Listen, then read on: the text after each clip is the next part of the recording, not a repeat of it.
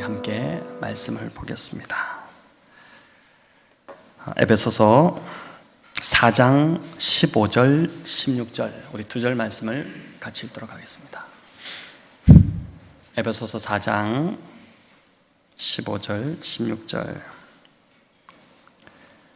네, 우리 함께 다 같이 읽겠습니다. 오직 사랑 안에서 참된 것을 하여 범사에 그에게까지 자랄지라. 그는 머리니 곧 그리스도라. 그에게서 온몸이 각 마디를 통하여 도움을 받음으로 연결되고 결합되어 각 지체의 분량대로 역사하여 그 몸을 자라게 하며 사랑 안에서 스스로 세우느니라. 아멘. 네, 한 주간 얼마나 또 힘들고 피곤하고 그러셨습니까? 오늘 이 예배가 또 하나님 주시는 말씀을 통해서 우리가 힘을 얻고 한 주간을 또 넉넉히 살아가는 그런 참 충만케 되는 시간 되기를 바랍니다.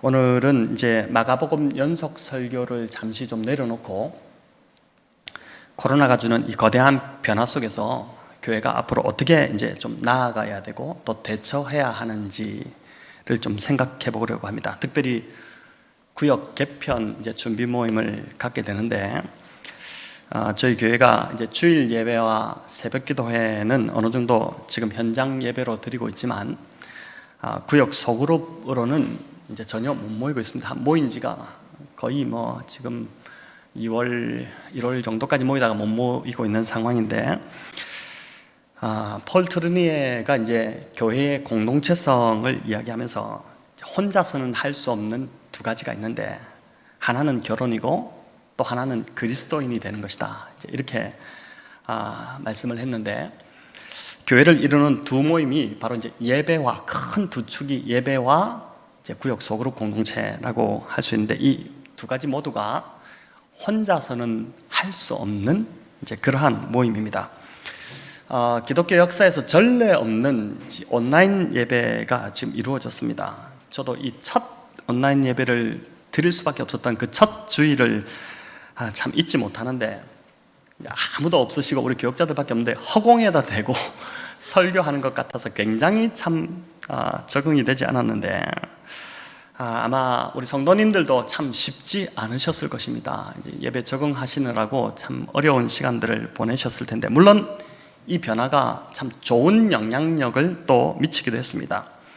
가족이 함께 예배 드릴 수 있는 그런 기회가 참 적지 않습니까? 요즘 너무나도 다 바쁘고 자녀들이 크면 또 학원이고 뭐 이런 학업 때문에 다 바쁘고 그래서 함께 모일 수가 없는데 가정에서 가족이 함께 모여서 예배도 드리고 하나님께 찬송하고 집에서 찬송이 울려 퍼지고 기도가 있고 말씀을 함께 듣는 참 그 좋은 또 시간이 되기도 했습니다. 하지만 이제 평생을 이 예배당에서 예배 드리던 것이 몸에 익었던 이 성도님, 대부분 성도님들 그러실 텐데 참 불편한 그런 시간이었고 또 그런 시간을 지금 보내고 있습니다. 이 코로나19로 인한 한국교회 영향도 조사 보고서라는 것이 있는데 여기에 의하면은 코로나 기간 동안 주일 예배를 온라인으로 드린 교회가 76.7%였습니다. 그러니까 한국 교회의 4분의 3이 대부분 이번에 이제 온라인 예배를 드렸다는 것입니다. 예배에 대한 만족도. 자, 그렇다면 온라인 예배를 드린 그 만족도가 어떻게 되냐? 그 만족도를 묻는 질문에서는 온라인 예배가 현장 예배보다 좋았다가 이제 불과 9.3% 응답이었습니다. 아주 소수가 이제 좋았다는 것이고 비슷했다가 37%. 만족하지 못했다. 즉 현장 예배가 훨씬 더 좋았다는 퍼센테이지가 53.7%였습니다. 그러니까 대부분의 성도들이 현장 예배가 이제 온라인 예배가 쉽지 않았다는 것이죠. 저희 교회도 보니까 이제 강조하지 않았음에도 뭐 한 몇 주 전부터 보니까 그냥 자연스럽게 이제 교회가 좀 이게 현장 예배가 늘어나기 시작했습니다. 예배 현장에서 보니까 이제 우리가 요즘 하도 여러 좋은 설교들이 많이 또 올라오지만 그러나 예배는 진짜 현장성이 주는 그 힘이 있습니다. 그날 그 시간에 그 자리에서 하나님께서 그 공동체에 주시는 그 공동체에 세운 그 목사를 통해서 하나님께 주시는 분명한 말씀, 각자 개인에게 주시는 그 말씀이 분명히 이제 은혜가 있는 것이죠. 보니까 다만 젊은 청년층일수록 온라인 예배에 대한 만족도가 높았습니다. 그 이유는 이제 젊은 세대들이 온라인 매체에 굉장히 익숙한 세대이기 때문에 그랬습니다. 스마트폰 영향으로 이제 포노사피엔스라는 신종어가 등장했죠. 호모사피엔스가 아니라 이제 포노사피엔스인데, 스마트폰을 신체의 일부처럼 사용하는 신인류라는 의미에서 이제 이런 용어까지 등장을 했습니다. 반면에 이제 저를 포함한 우리 장년 세대는 다 이 현장 예배가 참 훨씬 더 편했던 것이죠. 온라인 예배 참석 태도를 묻는 질문 이 항목에서는 평소 교회에서 드리던 것처럼 찬양도 하고 기도도 하면서 드렸다는 응답이 68.2%, 굉장히 좀 높게 나왔습니다. 반면에 이제 가만히 그냥 시청하면서 찬양도 안 부르고 이게 TV 보듯이 시청자 입장에서 들었다, 그냥 예배를 드렸다는 사람이 31.1% 나왔습니다. 그러니까 예배에 참여자가 아니라 시청자로 드린 이제 성도가 한 3분의 1 가량 되었다는 것이죠. 아마 제가 보니까 이제 우리 성도님들 중에서도 처음에는 열심히 찬양도 하고 이래서는 안 되겠다 싶어가지고 갑자기 상황이 바뀌니까 이게 무슨 신앙이 다 무너질 것 같고 해서 열심히 찬양도 하고 기도도 하고 막 설교도 잘 듣고 하셨을 텐데, 점점 더 시간이 지나면서 아마 복장도 아주 편한 복장으로 점점 바뀌기 시작하고 또 이제 집중도도 떨어지고 아마 그러셨을 것 같습니다. 어쨌든 보니까 예배는 이제 이 온라인으로라도 대처할 수 있어서 그나마 나았었는데, 문제는 교회를 이루는 또 하나의 큰 축이라고 할 수 있는 이 소그룹 구역 모임이 전혀 이제 이루어지지 않은 것이죠. 오늘 이 소그룹 구역 이야기를 좀 하려고 합니다. 7월 8일에 정부가 발표한 이 방역 강화 지침에 의하면 정규 예배 외에는 일절 이제 소그룹을 할 수 없도록 그렇게 발표를 했었죠. 이 폴 트루니의 말처럼 이제 결혼을 혼자 할 수 없듯이 그리스도인도 혼자 될 수 없는데, 함께 모이지 못하는 이 상황 속에서, 이 비대면적인 상황 속에서 우리가 어떻게 교회를 이룰 수 있고 또 어떻게 하면은 함께 구역 모임이 모이지 못하는데 구역을 함께 이루어 갈 수 있을까를 오늘 함께 좀 고민해 보려고 합니다. 핸드릭 크레머라는 분이 이런 말씀을 했습니다. 제가 한번 읽어보겠습니다. 엄격하게 말해서 교회는 항상 위기 가운데 있어야 한다. 교회는 명백한 실패와 고난을 통해서만 그 자신의 참된 성격과 선교에 전적으로 충실할 수 있기 때문이다. 여러분 참 공감이 되는 말이죠. 이 말처럼 교회에 닥쳐오는 위기들, 이게 참 쉽지 않습니다. 하지만 기독교 역사를 가만히 보니까 이 교회는 참 고난 속에서 교회의 교회됨을 더욱 공고히 해왔었고, 또 성도들도 고난 속에서 더 빛이 나고 그 신앙이 더 단단해졌다는 것을 알 수 있습니다. 자, 이런 측면에서 볼 때 이 코로나19라는 참 이 거대한 재난도 우리에게는 굉장히 초유의 어떤 경험이지만, 교회의 본질을 좀 되돌아보게 하고 또 새롭게 하는 기회가 될 수 있지 않을까라고 이제 보는 것입니다. 공동체에 불어닥친 이 위기가 오히려 공동체를 더 단단하게 하고 본질을 보게 하고 본질로 돌아가게 한다면은 이 위기는 교회에게는 더없이 좋은 그러한 기회가 될 수 있다는 것입니다. 공동체의 위기, 공동체에게 닥쳤던 그 위기가 이제 기회가 되었던 사례들을 성경에서 찾아볼 수 있는데, 구약과 신약의 두 사례를 이제 간단하게 좀 말씀드리려고 합니다. 첫 번째 사례는 이제 주전 6세기에 일어났던 남유다의 멸망과 예루살렘 성전이 완전히 파괴됐던 사건입니다. 여러분, 우리가 열왕기하를 하면서 이제 새벽기도 시간을 통해서 자세하게 좀 살펴보았지만, 당시 고대 근동의 강자로 부상했던 바벨론, 이 바벨론의 느부갓네살이라는 절대 강력한 통치자에 의해서 이제 예루살렘은 완전히 봉쇄되었고, 이제 1년 5개월을 역사를 보면 1년 5개월을 버텨내다가 결국은 예루살렘이 함락되고 처참하게 무너지게 됩니다. 예루살렘 성은 불탔고 성전은 완전히 그 하나님의 거룩한 성전이 파괴되는 그러한 일들이 일어났습니다. 당시 이 사건은 이스라엘 민족에게는 어떻게 그들의 신앙의 근간을 완전히 흔들어버리는 아주 충격적인 그러한 사건이었습니다. 성전은 하나님이 임재하시는 곳이었고, 또 하나님께서 이스라엘 백성과 함께 하신다는 그 가시적 증거가 바로 이제 성전이었습니다.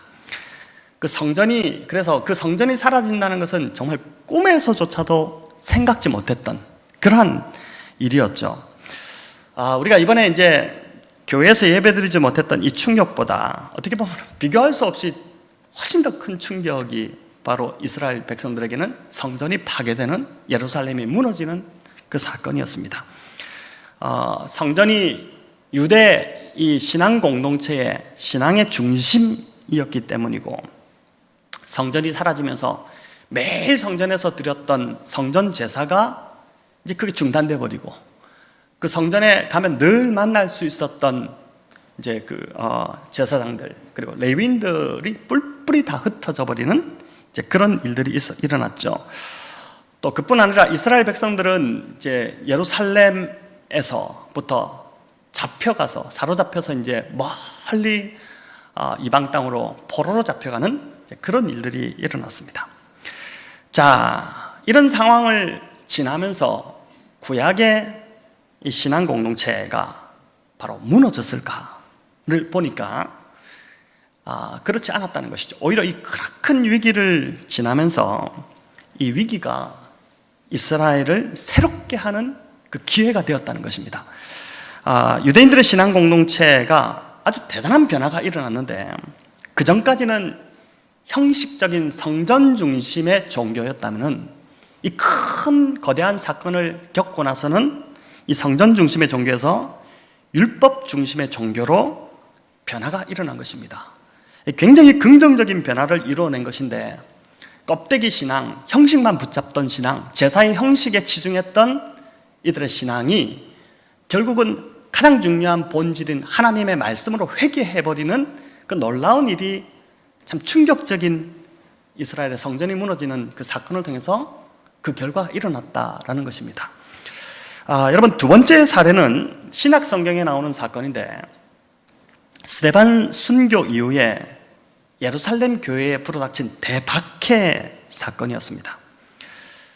우리가 지금도 초대교회로 돌아가자 이런 슬로건을 많이 내거는데, 그 정도로 사도행전 초반부에서 우리가 살펴봤듯이 이 초대교회는 굉장히 참 은혜로운 교회였습니다. 날마다 마음을 같이하여 성전에서 모이고, 또 집에서 떡을 떼고 사도들의 가르침을 받고, 그리고 교제와 기도에 힘썼던 정말 본이 되는 아름다운 교회였습니다. 그뿐 아니라 또 사장에도 보면 물건을 서로 통용하고, 그리고 내 것을 내 것이라 여기지 않고 서로의 필요를 채워주기에 바쁘고, 이런 참 건강하고 아름다운 모습이 초대교회의 모습이었는데, 이런 교회에 갑작스런 스데반의 순교 사건이 터지게 되고, 그러면서 대박해가 막 덮쳐오게 됩니다. 사도행전 8장에 보니까 이 대박해가 일어나던 그날에 상황이 얼마나 급박했으면은 예루살렘의 사도 외에는 남은 자가 하나도 없을 정도로 뿔뿔이 다 흩어져 버렸습니다. 그 삶의 터전을 그냥 잠시 도망간 것이 아니라 아예 지금 집이고 뭐고 예루살렘에서 일궈놨던 그 모든 것들을 다 그냥 놓고 목숨을 건지기 위해서 그냥 빠져나갈 수밖에 없는 그런 다급한 상황이 일어났던 것입니다. 코로나로 인해서 우리가 몇 주간 교회에 나오지 못하는 것으로 인해서 굉장히 좀 답답하고 힘들었는데, 초대 예루살렘 교회는 아예 교회 자체가 그냥 분해돼 버린 거죠. 공중분해돼 버린 겁니다. 우리가 만약에 코로나 사태로 해서 이 교회가 없어져 버렸다 이러면 이게 얼마나 충격적이 되겠습니까? 이제 초대교회가 마치 그렇게 돼 버렸고, 성도들은 살기 위해서 예루살렘에 급히 빠져나와서 뿔뿔이 다 흩어져 버리는 상황이었으니 이 얼마나 충격적인 사건이었겠습니까? 그런데 이 박해로 인해서 오히려 교회를 향한 예수님의 뜻이 이루어지는 참 그 특별한 결과가 일어난 것입니다. 사도행전 1장 4절에 보면 이제 예수님께서 제자들과 그 공동체에게 주신 명령이 있었는데, 그게 뭐냐면은 예루살렘을 떠나지 말고 주님이 약속하신 성령이 오시기까지 기다리라. 주의 약속하신 성령을 기다리라. 이것이었죠.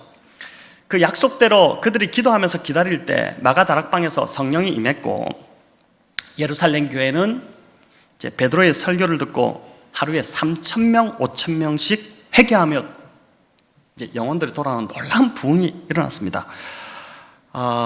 여러분, 이게 참 놀라운 사건이죠. 하루 만에 3,000명이 성도들이 교회로 확 들어오고, 또 얼마 있다가 5,000명이 확 들어오고, 그러니까 이제 갑작스럽게 초대형 교회가 되어버린 것입니다. 숫자만 많아진 것이 아니라 이제 예배와 성도의 모임에 예루살렘 교회가 너무 큰 은혜가 있었습니다. 교회에 오고 싶고, 교회 가면 너무 좋고, 그러나 주님은 승천하시면서 분명히 제자들에게 또 그의 백성들에게 말씀하신 게 뭐냐면, 성령이 임하시면 너희가 권능을 받고 예루살렘에 머물라가 아니라 예루살렘과 온 유대와 사마리아와 땅끝까지 흩어져라. 다 나가서 거기에서 복음을 전하면서 나의 증인이 되라 라고 이제 부탁하시고 명령하셨죠. 이게 사도행전 1장 8절에 주님의 말씀이고 명령이지 않습니까? 교회로서는 아주 신실했던 일꾼이었던 이 스데반을 잃어버리고 교회가 풍비박산나는 충격적인 사건을 겪었지만, 그 결과는 보니까 하나님 나라에 아주 유익했던 것입니다. 사도행전 8장 4절인데 우리 같이 한번 읽어보겠습니다. 그 흩어진 사람들이 두루 다니며 복음의 말씀을 전할세. 자, 이 말씀을 보더라도 교회에 불어닥쳤던 위기가 오히려 하나님의 뜻을 이루는 기회가 된 것입니다. 자기들끼리만 은혜 받고 자기들끼리만 좋은 공동체를 만드는 것에서 벗어나서 초대 이 교회가 교회의 본질인 복음을 전하는 선교적 공동체로 거듭나는 그러한 기회가 되었다는 것이죠. 코로나로 인해 이 불어닥친 역풍으로 인해서 참 한국 교회가, 한국 사회 전반이 다 어렵지만 특별히 교회가 전례 없는 고통을 지금 받고 있습니다. 하지만 우리가 살펴본 이 성경의 사례들을 볼 때 이 위기는 오히려 교회를 교회되게 하는 하나님의 기회의 시간이 될 것이라고 이제 보는 것입니다. 어느 날 이제 새벽 기도하는 가운데 오늘 아침에 이제 어떤 확신이 하나가 제 속에 확 들어왔는데, 그게 뭐냐면은 하나님 말씀 하나면 충분하다. 이제 이 확신이 기도하는데 훅 제 마음에 들어왔습니다. 더불어 이제 어떤 생각이 들었냐면은, 그동안 한국 교회가 하나님 말씀 하나면 충분한데 그 말씀이 아니라, 그 충분한 말씀이 아니라 격가지를 너무 붙들고 있었다는 그 생각이 들기 시작했습니다. 프로그램 중심, 행사 중심, 이벤트 중심의 어떤 그런 것으로 교회를 성장시키려는 노력이 그동안 한국교회 한 40년간에 그게 이제 지배했다는 것이죠. 그러다가 코로나가 터지면서 하나님께서 살짝 흔들어 버리시니까, 진짜 살짝 흔들어 버리신 것인데, 그런 비본질적인 것들을 하나도 하지 못하게 하나님 만들어 버리신 것입니다. 자, 이렇게 함으로 오로지 말씀을 전할 수밖에 없는 환경을 하나님 만들어 버리신 것인데, 이런 어려움을 통해서 교회가 이제 다른 것이 아니라, 다른 격가지를 붙드는 것이 아니라 말씀이라는 본질만을 좀 붙들게 하시는 것이고, 교회의 본질이 다른 것이 아니라 하나님의 말씀이라는 것을 지금 보여준다고 저는 그렇게 믿습니다. 소그룹 구역 모임도 마찬가지입니다. 사회적 거리두기로 인해서 아예 모이지 못하게 되다 보니까 사람들이 영적 고립감을 느끼기 시작했습니다. 처음에 우리 성도님들 중에서도 정말 이게 못 살겠다, 이게 사는 게 사는 것이 아닌 것 같다, 성도들이 모여야 되는데 못 모이니까 너무 힘들다, 이런 말씀을 많이 하셨는데, 사회적으로는 이제 코로나 블루라는 그 우울증 현상, 없던 이런 것들도 생겨나기 시작했고, 그러나 반면에 또 어떤 사람들은 보니까 히브리서 10장 25절 말씀을 근거로 모이기를 패하는 어떤 사람들의 습관과 같이 하지 말고 이럴 때일수록 더 적극적으로 모여야 된다. 믿음이 없으니까 코로나에 걸리지, 믿음이 있으면 코로나에 왜 걸리냐, 이렇게 하면서 이제 모이자라고 하기도 했습니다. 자, 그런데 우리가 여기서 정말 좀 솔직하게 한번 되물어 볼 필요가 있습니다. 코로나 전에는 우리의 영적 사귐은 정말 괜찮았었나? 우리의 구역 모임은 정말 영적인 친밀감이 있었었나? 우리의 모임은 과연 성경이 말하는 바를 지향하는 그 본질적 모임이었나? 아니면 세상 친교 모임과 별반 다름없는 모임에 불과했던 것은 아니었나? 물론 저희 교회는 이 질문 앞에서 별 할 말이 없을 것 같습니다. 왜냐하면 구역의 역사도 아주 짧고 또 구역 모임도 제대로 가질 수 있는 그 시간이 별로 없었습니다. 자, 그래서 괜찮다는 것이 아니라 이번 코로나로 인해 모이지 못하는 이 상황에서 우리 교회는 이 구역 소그룹을 모이는데 혹시 비본질을 붙잡고 있는 것은 아닌지, 이전에 내가 다녔던 그 경험들을 그냥 가지고 그냥 그렇게 모이려고 하는 것은 아닌지, 우리는 제대로 된 지금 영적 결속력을 맺고 있는 것인지를 좀 정직하게 한번 모이지 못하는 이 기회에 평가해 보아야 한다는 것입니다. 공동체의 이런 노력과 태도가 고난을 주신 하나님의 뜻을 낭비하지 않게 되는 것이고, 또 위기를 기회로 만들어서 진짜 공동체의 본질을 회복하고 공동체가 새롭게 거듭나는 기회가 될 수 있다는 것입니다. 자, 그렇다면 성경이 말하는 본질에 가까운 소그룹, 그것을 하기 위해서 우리가 어떻게 해야 할까? 이제 이 질문을 던져야 되겠죠. 무엇보다 정부의 방역 이 시책이 더 강화되지 않았습니까? 이것이 바뀌기 전까지는 구역 모임은 비대면으로 가야 합니다. 뒤에서 살짝 모이고 이렇게 하시면 안 됩니다. 정부 시책대로 이제 우리가 좀 따라야 하는데, 사회적으로는 거리두기를 해야 하지만 영적으로는 다가서기, 또 요즘 이제 그렇게 표현한 영적 다가서기, 영적 가까이 하기, 이런 표현을 하는데, 자, 이걸 어떻게 할 수 있을까? 이게 과연 가능할까? 모이지 못하는 상황인데 이거 어떻게 할 수 있을까? 이런 질문이 생기게 되는 것이죠. 먼저 우리는 오늘 읽었던 이 본문을 통해서 우리가 모이는 이 구역 모임의 목표점을 어디에 두어야 되는지를 좀 살펴볼 필요가 있지 않겠습니까? 구역이라는 것은 교회 규모가 커지면서 교회를 효율적으로 관리하기 위한 조직이 되어서는 안 되고 절대 안 됩니다. 또 세상적인 사교 집단이 되어서도 안 된다는 것이죠. 어떤 교회는 실제로 보니까 그런 일이 있었는데, 이 구역장이 굉장히 좀 술을 좋아했는지 호프집에서 구역 모임을 하자고 제안했다가 진짜 실제로 호프집에서 모였다가 그 구역에 얼마 안 된 초신자가 있었는데 완전히 시험 들어서 교회를 떠나는 일들까지 있었습니다. 에베소서는 공동체의 목표점을 우리에게 선명하게 제시해 주는데, 이 에베소서가 이제 좀 독특한 서신이지 않습니까? 마가복음을 끝나고 에베소서로 좀 몇 달간을 주일 설교를 하려고 하는데, 에베소서라는 것은 교회의 원형을 보여주는 이제 교회론입니다. 다른 서신서들은 다 교회에 문제가 있었기 때문에, 고린도전서도 얼마나 문제가 많았습니까? 고린도 교회도. 그런 문제에 대응하기 위해서 쓰여진 그런 서신이라면은, 에베소서는 문제를 대응하기 위해서 쓰여진 서신이 아니라 교회가 어떤 모습이 교회인지, 교회의 원형이 무엇인지를 보여주기 위해서 기록된 서신이 에베소서거든요. 에베소서가 이 목표점을 너무 선명하게 공동체의 목표를 보여주는데, 교회를 그리스도의 몸으로 정의하죠. 예수님을 머리로 하는 몸, 그게 바로 저와 여러분이 모이는 교회입니다. 15절은 그리스도의 몸인 교회와 성도의 지향점, 그 목표가 어딘지를 분명히 보여주는데 뭐라고 합니까? 그리스도에게까지 자라가는 것입니다. 또 13절에 보니까 그리스도의 장성한 분량이 충만한 데까지 이르라, 이렇게 합니다. 즉 저와 여러분의 신앙의 목표는 교회를 통해 또 구역 모임을 통해서 예수님에게까지 자라가는 것, 예수님을 닮아가는 것, 이게 우리의 목표가 되어야 된다라는 것이죠. 한국 교회를 비꼬는 유머가 있습니다. 이제 세상 사람들이 아마 만들어낸 것 같은데, 한국 교회는 그동안 4가지 구호에 이제 매달려 있었다는 것이죠. 모여라, 믿어라, 돈 내라, 집 짓자. 이게 한국 교회의 그동안 구호였다는 것입니다. 이게 참 얼마나 부끄럽습니까?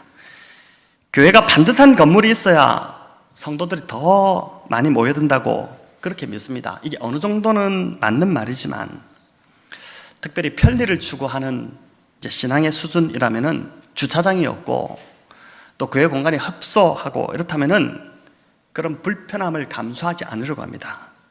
그런데 가만히 생각해 보면 그런 수준의 성도들이 많아진다 한들 교회가 무슨 능력이 있고 거룩함을 드러낼 수 있겠습니까? 신앙생활의 목표, 구역의 목표는 양적 성장이 아니라 영적 성장이요. 이게 에베소서가 우리에게 제시하는 것입니다. 예수님 닮아가야 한다는 것입니다.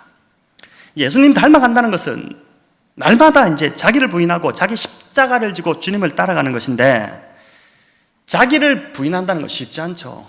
우리 다 한성질 하지 않습니까? 다들 표현은 안 하지만은 절을부터 시작해서 다 한성질 이렇게 하는데, 이제 이거를 부인한다는 것 참 쉽지 않죠. 나의 자아를 십자가에 못 박지 않으면 부인할 수 없는 것인데, 문제는 우리가 십자가에 못 박히지 않으려고 한다는 것이 문제인 것이죠. 잠언 27장 17절에 이런 말씀이 있습니다. 우리 한번 같이 읽어볼까요? 철이 철을 날카롭게 하는 것 같이 사람이 그의 친구의 얼굴을 빛나게 하느니라. 자, 이게 공동번역이 더 와닿는데 이것도 같이 한번 읽어봅시다. 쇠는 쇠에 대고 갈아야 날이 서고 사람은 이웃과 비비되며 살아야 다듬어진다.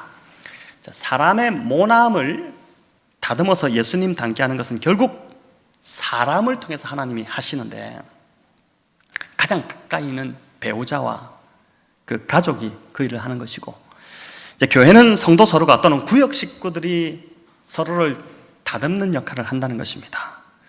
오늘 구역 개편을 이제 하는 준비를 하게 되는데, 제가 보니까 설교보다 더 어려운 것이 이런 조직을 짜는 것입니다. 제가 아주 고민을 많이 하다가 기도 중에 주신 마음이 뭐냐면은 제비뽑기였습니다. 특별히 여성구역을 좀 그렇게 통합해서 배정을 하려고 합니다. 이렇게 되면 꼭 내가 마음에 힘든 사람이 걸릴 확률이 매우 높습니다. 이제 교회라고 다 마음에 들지 않죠. 꼭 좀 나하고 좀 코드가 안 맞는 사람들이 한두 사람씩은 꼭 있습니다.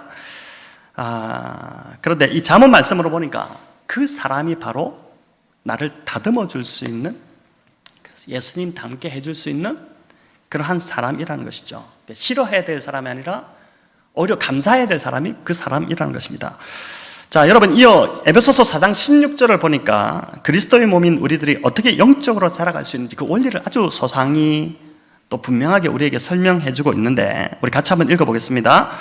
그에게서 온몸이 각 마디를 통하여 도움을 받음으로 연결되고 결합되어 각 지체의 분량대로 역사하여 그 몸을 자라게 하며 사랑 안에서 스스로 세우느니라. 자, 이 말씀을 잘 보시기 바랍니다. 여러분, 여기 보니까 온몸이 연결되고 결합되어야 하는데 그 방법이 뭐냐면은 각 마디를 통해서 도움을 받는다고 합니다. 이 구절을 많이 들으셨을 텐데 그냥 막 지나갔을 때가 많을 텐데, 분석을 좀 해보면 몸은 반드시 연결되어야 자라납니다. 그렇죠? 여기서 손가락 하나 떨어지면 이 죽은 손가락이 됩니다. 연결되어 있어야 됩니다. 우리 모두가 이제 그리스도 몸의 각 지체들인데, 머리가 주님이시고 우리가 다 몸을 이루는 지체들인데, 이게 이제 교회 안에서 구역 안에서 연결되고 결합되어야지 우리가 영적으로 자라가게 됩니다. 근데 그 연결이 뭐라고 하냐? 마디를 통하여서 이렇게 되죠. 여러분, 이 마디가 몸의 어떤 부분일까? 이제 이게 인대인지 힘줄인지 뭔가 헬라어로 볼 때 정확하지가 않습니다. 근데 분명한 것은 이 마디가 몸을 서로 연결하는 역할을 한다는 것은 분명합니다. 근데 4장의 이 문맥으로 볼 때, 에베소서를 기록한 바울의 의도를 볼 때, 이 마디는 뭐냐면 앞에 나오는 4장 앞부분에 나오는 교회의 직분자들을 말합니다. 4장 11절에 보면은 사도, 선지자, 복음 전하는 자, 교사와 목사로 세우셨다. 직분자들을 세워서 이 직분자들을 통해서 교회를 세우신다. 성도들을 세운다. 이렇게 나오는데, 여기서 목사와 교사는 한 직분이 목사를 뜻하기도 하고 또 뭐 두 직분을 보기도 하고 이렇게 하는데, 사도, 선지자, 복음 전하는 자는 1세기에 교회가 세워질 때, 확장될 때 한시적으로 주어졌던 직분이었는데 지금은 사라진 직분이라고 봅니다. 자, 그렇다면 이제 목사 이제 교회의 성도들을 연결하여, 서로 연결하여 영적으로 자라는 역할을 하는 것인데, 정확하게 말하면 목사라기보다는 목사를 통해 주시는 하나님의 말씀, 그 말씀이 성도 서로를 연결하고, 그 말씀을 받은 성도들이 자신이 받은 은혜와 그 말씀의 은혜와 또 은사를 각각에게 주신 그 은사로 서로를 섬김으로 성도가 자라가고 교회가 영적으로 성장해 간다는 것을 이 말씀이 우리에게 분명히 보여줍니다. 이 말씀을 보더라도 성도는 다른 어떤 것이 아니라 하나님 말씀을 먹고 자라납니다. 그리고 그 말씀으로 받은 은혜와 그 말씀으로 변화된 그 삶을 서로 나눌 때 어떻게 되면 공동체는 영적으로 자랄 수밖에 없습니다. 여러분, 이렇게 했는데도 안 자라면 그 비정상입니다. 뭔가 분명히 문제가 있는 것입니다.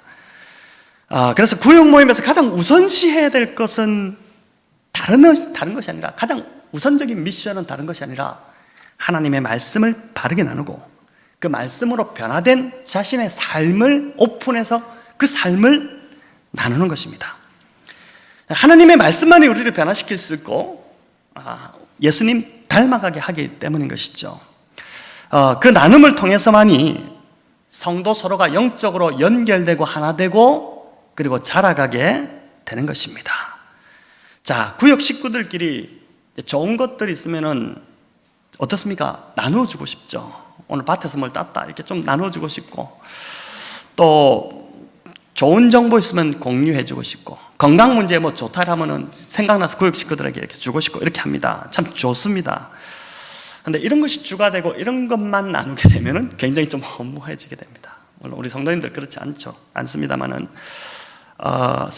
세상 동호회와 교회 구역이 별반 차이가 없게 됩니다. 다른 어떤 것보다 우리가 구역 공동체로 모일 때 하나님의 말씀이 나누어지고 그것이 서로를 세우는 것, 힘이 되어야 된다는 것이죠. 자, 그렇다면은 코로나로 인해서 모이지 못하는 이 비대면의 상황 속에서 과연 말씀을 나누는 이 구역 모임이 가능한 것일까? 이 질문이 이제 떠오르게 되는데, 여러분, 제가 말씀을 준비하다 보니까 바울의 옥중서신이 떠올랐는데, 바울의 옥중서신이 바로 코로나 같은 비대면 상황 속에서 탄생한 참 주옥 같은 말씀입니다. 에베소서, 골로새서, 빌립보서, 빌레몬서, 이 말씀들이죠. 당시 교회를 향한 바울의 편지인데, 바울이 이 편지를 쓸 수밖에 없었던 이유는 그가 감옥에 갇혀 있었고, 이제 언컨택트, 요즘 이제 유행하는 단어죠. 또 비대면 상황이었습니다. 교회는 어려움에 처했었고, 교회도 이렇게 오늘날처럼 어떻게 모이지 못하고 발각되면 로마에 잡혀서 처형되게 되고, 그 당시 막 거리에 횃불로 그리스도인들이 잡혀가서 불타게 되는 이런 일들이 원형 경기장에 던져지는, 모이지 못하는, 모임은 신고가 들어가고 그러니까 정말 비밀 조직처럼 흩어져 있고, 이런 상황 속에서 바울의 마음이 타들어가고 있었죠. 교회는 어렵고, 이 어려워진 교회 이들을 세워야겠고, 그런 상황 속에서 성령이 주신 지혜가 바로 편지였습니다. 하나님의 말씀을 담은 이 편지 형식으로 된 이 말씀을 받았던 이 교회들은 비록 바울과의 대면 상황이 아니고 또 성도 서로 간에도 비대면 상황이었지만은 이 말씀을 다 돌려서 막 보게 되고, 함께 그 말씀을 계속 읽고 묵상하고 그 말씀대로 살려고 막 하면서 그 어려움 속에서도 어려움을 극복하고 교회가 살아남는, 교회가 더 뜨거워지는 그러한 역사가 있었다라는 것입니다. 여러분, 우리 역시 이제 카톡이나 문자 이런 것들이 어떻게 보면은 하나님께 주신 굉장히 좋은 도구죠.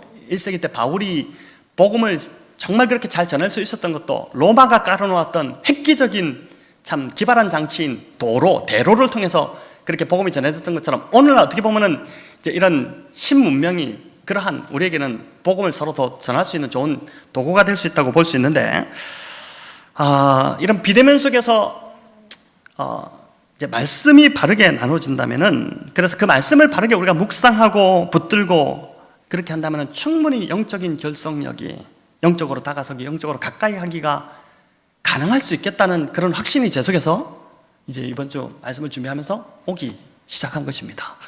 이게 저만의 확신이 아니겠죠. 네. 이전 참 대면 모임 속을 대면했던 그때를 생각해 보더라도 그렇게 우리가 영적으로 끈끈했었나 이런 생각이 드는데, 이제 진짜 한번 비대면 속에서, 위기 속에서 제대로 된 말씀을 한번 나눠봄으로 우리의 영적 결속력을 다시 한번 회복해 보자는 것입니다. 방법은 성령이 주시는 것을 따라서 다양하게 우리가 시도해 볼 수 있겠지만, 우선적으로 제가 드는 생각은 교회적으로 말씀 읽기를 같이 좀 해보면 어떨까 생각이 듭니다. 이 비대면 이 상황 속에서, 동일한 비대면의 상황 속에 있었던 바울이 이제 던졌던 그 서신서들, 이런 것들을 이제 함께 나누고 하면 참 좋겠다는 생각이 드는데, 매주 주보에 성경 읽기 본문을 이제 교역자들이 이렇게 올려드리고, 그것을 이제 각자의 처소에서 읽어나가면서 카톡이나 문자 등을 통해서 그날 다 읽었다고 이렇게 올리는 겁니다. 요즘 보니까 우리 아이들 이 학습터, 온라인 학습을 집에서 하는데, 그걸 다 하면은 어떻게 되냐면은 거기다 댓글로 다 완수했습니다 이렇게 이제 올립니다. 선생님이 보고 체크를 하죠. 아이들이 쭉 올라가니까 이제 막 해서 이제 올리는데, 요즘 보니까 또 연예인들도 보니까 자기들끼리 이제 믿는 사람들끼리 그룹이 돼가지고 성경 읽기를 하고 그걸 이제 저녁마다 읽고 올리고 이렇게 하는 거를 보았는데, 이제 좀 그렇게 하면 좋겠다는 생각이 듭니다. 단 소강까지는 올리지 않아도 지금 되지 않을까. 이제 주신 마음이 있고 또 열심히 있다면은 어쩔 수 없겠지만은, 이 자체가 참 짐이 될 수 있고, 또 잘못하면 보여주기식 내 자랑이 될 수 있기 때문에, 우선 순수하게 말씀 자체가 주는 은혜와 능력이 있지 않습니까? 말씀이 주는 은혜와 능력이 있으니 그냥 읽고 또 그걸 이제 말씀의 은혜를 받고 이렇게 하면 되지 않겠나 싶습니다. 보니까 참 그 기준이 저는 참 마음에 드는데, 뭐든지 쉽고 가볍고 또 지금 바로 시작할 수 있고 지속할 수 있고 내가 좋아하고 부담되지 않고, 이게 좋은 기준이 될 수 있습니다. 처음부터 많은 걸 하려고 하다 보면은 처음에는 막 의욕이 강한데 이내 지쳐버려가지고 더 하지 못하게 되죠. 그러니까 가볍고 쉽고 지속할 수 있는 그런 기준으로 구역이 말씀으로 서로 이제 연결되기 시작하면, 1세기 로마의 박해와 핍박으로 인해 이 비대면 언컨택트 환경 속에서 오히려 교회가 초연결이 되었던, 진짜 그렇게 되었거든요. 그렇게 되었던 것처럼 우리가 이 코로나 이전보다 훨씬 더 오히려 이 위기가 기회가 되어서 영적으로 다가서고 또 영적으로 더 결속력이 강해지는 그런 교회로 갈 수 있지 않겠나라는 좀 꿈을 꿔보는 것입니다. 더 나아가서 이렇게 구역이 연결되기 시작하면 우리의 내면적 교제를 넘어서 외면적 섬김과 구제와 선교까지 감당할 수 있는 힘이 생기게 됩니다. 한 영혼 품기, 그 구역 안에서 또 한 선교지 품기, 그리고 또 어려운 이웃 품기, 이런 것으로 좀 확대해 나갈 수 있고, 이 일을 위해서 함께 합심해서 한 영혼을 놓고 구역에 함께 기도하다가 그 영혼이 돌아오는, 이제 회심하고 구원받는 일들이 일어나게 된다면, 그 기도 응답을 받게 되면 진짜 우리 안에서 그 기쁨이 넘치기 시작하고 그게 능력이 되기 시작하고 신앙이 깊어지는, 우리가 자라나는 일들이 일어나게 되는 것이죠. 여러분, 이런 지혜를 또 구역 개편 모임에서 한번 의논해 보면 좋겠고, 나아가서 새롭게 세워지는 우리 구역장들 또 구역 식구들이 이 비대면 언컨택트 이 상황 속에서 초연결을 위해서 함께 애쓰고 노력한다면 하나님 반드시 우리에게 은혜를 주실 거라고 믿습니다. 그렇게 은혜를 주셔서 또 우리가 잘 극복하리라고 믿습니다. 여러분, 마지막으로 한 가지만 더 좀 말씀을 권면을 드리려고 하는데, 히브리서 우리 3장 12, 13절 우리 같이 한번 읽어보겠습니다. 형제들아, 너희는 삼가 혹 너희 중에 누가 믿지 아니하는 악한 마음을 품고 살아계신 하나님에게서 떨어질까 조심할 것이요, 오직 오늘이라 일컫는 동안에 매일 피차 권면하여 너희 중에 누구든지 죄의 유혹으로 완고하게 되지 않도록 하라. 아멘. 자, 이 말씀은요 1세기 극심한 기독교 대박해 기간에 주어졌던 말씀입니다.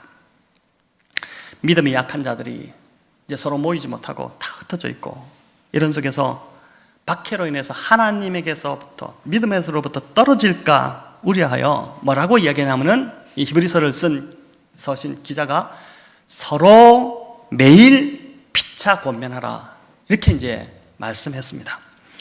자, 이 말씀을 보니까 피차 권면하는 일이 목사들의 전유물이 아니라는 것을 보게 됩니다. 그리스도 안에 있는 모든 성도들이 이제 서로에게 매일 해야 하는 일이 이 말씀을 보면 피차 권면하는 일입니다. 특별히 요즘과 같은 이런 만나지 못하는 이제 시대는 더 그런 것이죠. 물론 저도 이제 열심히 전화로 신방하고 또 격려하고 권면하고 이렇게 하겠지만은 이제 저희 책임을 줄이려고 이 말씀을 드리는 것이 아니라 이게 지금 이 현실 속에서 우리 성도들이 함께 해야 될 일이라는 것을 여러분 이제 보셨으면 좋겠습니다. 지금은 정말 한 사람도 믿음에서 미끄러지는 일이 없도록 또 이제 새롭게 개편되는 이 구역 조직을 통해서 서로가 서로를 좀 붙잡아주고 구역장만 그 일을 하는 것이 아니라 서로가 서로를 붙잡아주고 세워주고 격려하고 그 일을 해야 한다는 것이죠. WHO 세계보건기구에서 사회적 거리두기라는 말이 적절치 않다, 이 말보다는 물리적 거리두기를 써야 된다, 용어를 바꿔야 된다라고 이제 제안하고 발표했는데, 바이러스 이제 전파 예방을 위해서 사람들과 물리적 거리두기를 하는 것은 필수겠지만, 그렇다고 해서 사람과 또는 가족과의 사회적 단절을 의미하는 것이 아니기 때문에 사회적 거리두기가 아니라 그냥 물리적으로 거리를 두기 해야 된다, 이렇게 이제 요청을 했습니다.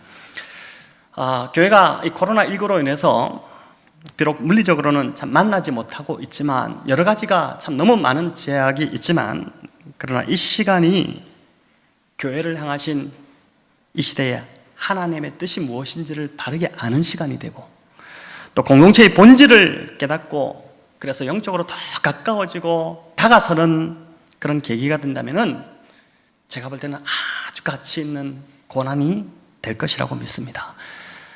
이번 이 구역 개편이 단지 조직만 짜는 그런 얄팍한 개편이 되지 않기를 정말 바라고, 교회의 본질을 쫓아가는 일에 여러분 저 혼자 해서 절대 되지 않고요, 함께 힘을 모아서 이 어려운 시기를 잘 극복해가는, 그래서 함께 더 많이 기도하는 저와 우리 성도님들 다 되시기를 주님의 이름으로 축원합니다.